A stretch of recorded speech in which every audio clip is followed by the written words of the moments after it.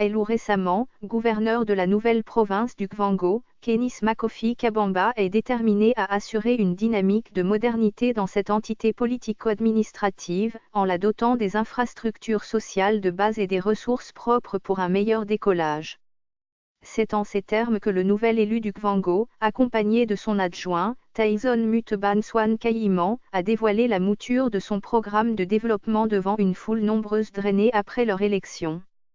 Sur les antennes de la radio communautaire Thomas, Kenneth Makofi Kabamba n'a pas manqué de remercier le chef de l'État, garant du fonctionnement régulier des institutions, père de la décentralisation qui a transformé l'ex-district du Kwango en une province. Il remercie aussi les dirigeants de sa famille politique, la majorité présidentielle et les élus provinciaux pour la confiance placée en sa modeste personne.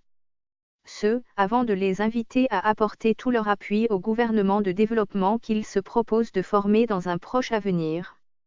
En acteur de développement, Kenneth Makofi a l'ambition de poser les fondements solides du décollage socio-économique de la jeune province du Kwango bourrée d'énormes potentialités sur le plan hydrographique, géologique, agricole, faunique et floral et de par sa position géostratégique de porte d'entrée et de sortie de la capitale.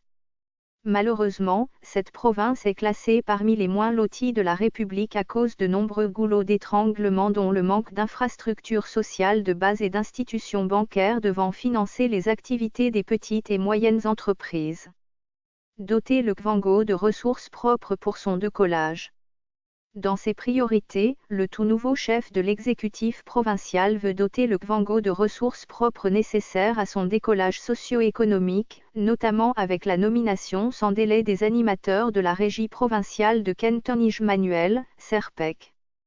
Cela facilitera l'évacuation des produits agricoles dans les 5 territoires, maximisant par là même la taxe sur l'évacuation de ces denrées. Il s'attellera également à la mise en place d'une fonction publique provinciale en vue d'instaurer la bonne gouvernance par l'identification de tous les fonctionnaires et l'obligation d'installer des divisions provinciales des services prioritaires, la création d'une régie de transport routier Kange-Kinshasa par but aux conditions humainement acceptables, l'ouverture des postes frontaliers le long de 1200 km de frontières avec l'Angola dans le but de normaliser le commerce frontalier avec les provinces angolaises de Huige, Malange, Linda Norte. À la clé, il y a cette volonté d'ouvrir 8 marchés frontaliers à l'instar de l'UFU dans la province du Congo central. Portrait de nouveaux élus.